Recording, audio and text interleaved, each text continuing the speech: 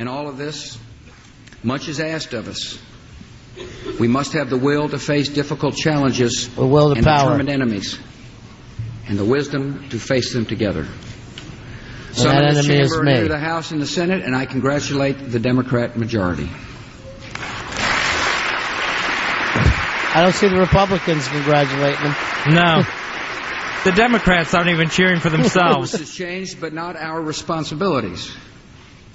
Each of us is guided by our own convictions, and to these we must stay faithful. Yet we're all held to the same standards and called to serve the same good purposes. To extend this nation's prosperity. Purposes. We're here to serve the purposes. Money wisely. To solve problems, not leave them to future generations. Of Iraqis. Like I've done over the last 6 years. And to keep faith with those we have sent forth to defend us. No one knows when to applaud. Was that a good thing? Should I clap now? We're not the first to come here with a government divided and uncertainty in the air. Yes, civil war. Like many before us, we can work through our differences, and we can achieve big things for the American people. Big thing. Our citizens don't much care which side of the aisle we sit on, as long as we're willing to cross that aisle when there's work to be done. To cross that aisle! Woo!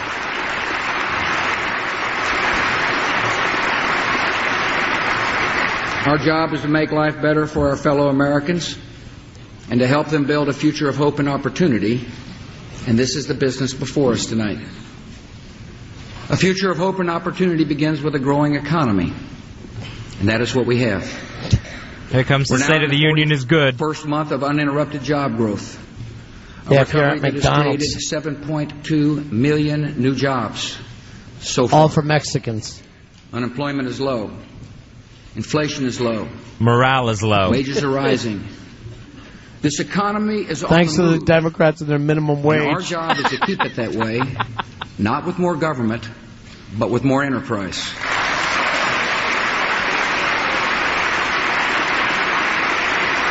Half the people there are playing Sudoku. Next week, I'll deliver a full report on the state of our economy. Why not do it now while you have our attention? Discuss 3 economic reforms that deserve to be priorities for this Congress. I haven't finished it. First, we must balance the federal budget. That was balanced until I took office.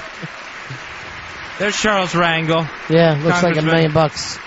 You tell him, Mr. President. Earl had a dream about playing trumpet with him. We can do so without raising taxes. Texas. Don't mess with taxes.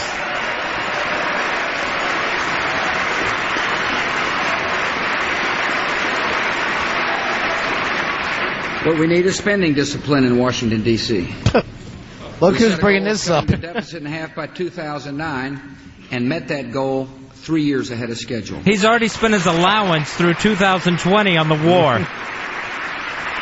Now let us take the next step. In the coming weeks, I will submit a budget that eliminates the federal deficit within the next 5 years. Ronnie, all coming up in weeks. Yeah. Look at Nancy Pelosi's face. That Hassert ass smell is still in that chair. We can restrain the spending appetite of the federal government. I could be Cheney. We can balance the federal budget. Look at Clinton looking at him. Obama looks sick. Next, there's the matter of earmarks. Earmarks? Earwax, he meant. It's a big problem. Slipped into bills at the last hour, when not even C-SPAN is watching. In 2005 alone, the number of earmarks grew to over 13,000, and totaled nearly $18 billion. Screwed over. Even worse, over 90% of the earmarks never make it to the floor of the House and the Senate. They're dropped into committee reports that are not even part of the bill that arrives on my desk. You didn't vote them into law. I didn't sign them into law. Yet they are treated as if they have the force of law.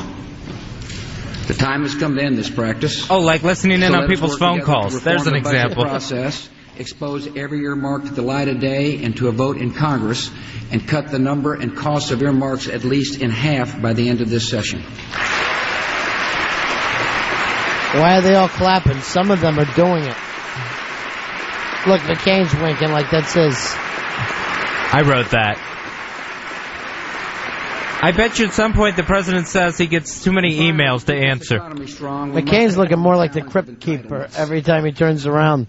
Social Security and Medicare and Medicaid are commitments of conscience, and so it is our duty to keep them permanently sound. Yet we're failing in that duty. Ew. And this failure will one day lead Oh, to look who's drunk. Options. Passed out. Teddy Kennedy. Huge tax increases. Teddy Kennedy just took a hit off a flask. Or huge and immediate cuts in benefits. Well, the HDTV does not help Teddy Kennedy. This to be true. Yet somehow we have not found it in ourselves to act. So let us work together and do it now. With enough good sense and goodwill, you and I can fix Medicare and Medicaid and save Social Security. I thought he wanted to get rid of Social Security. He did. He wanted to have us all have our own bank accounts, our own Christmas club saving accounts for Social Security. Opportunity and hope in America now he also switched that. Public schools that give children the knowledge and character they need in life. 5 years ago, we rose above partisan differences to pass the No Child Left Behind Act. Hi, hairdo. Preserving local control, raising standards, and holding schools accountable for results. And because we acted, students are performing better in reading and math. Minority students How do you know the what kids are doing better reading and math? Now the task is to build on this success without watering down Saturday Night standards, Live, please hire back Rachel Dratch so she can play Nancy Pelosi. And without backsliding and calling it reform. We can lift student achievement even higher by giving local leaders flexibility to turn around failing schools. And by giving families with children stuck in failing schools the right to choose someplace better. An all-white private school. I'm in.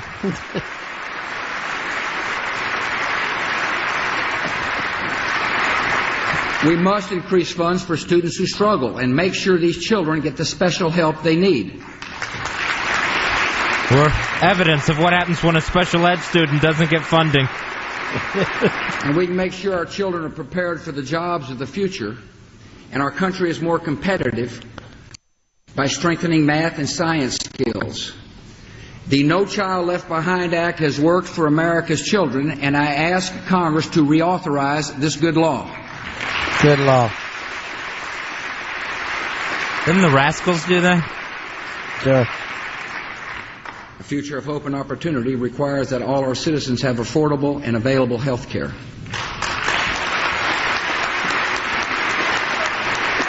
Cheney refuses to stand for that one. It's too late for him in health care. He has an ambulance following him wherever he goes.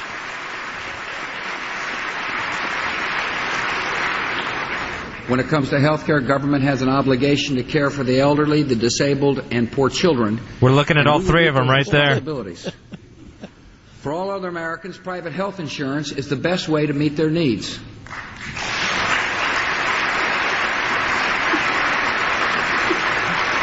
But many Americans cannot afford a health insurance policy.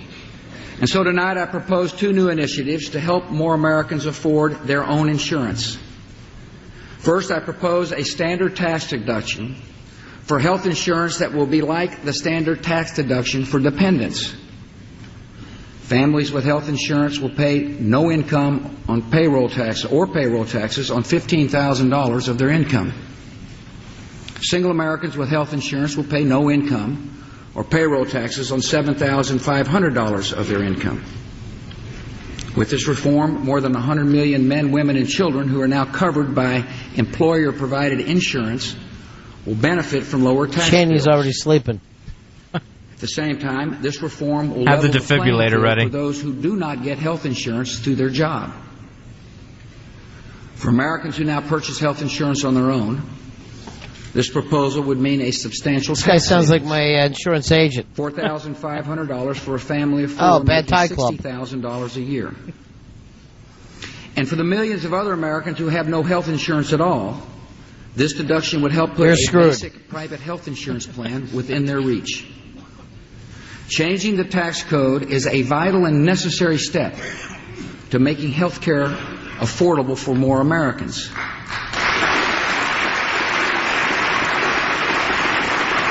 The Ron and Fez Show. We're covering the State of the Union address from President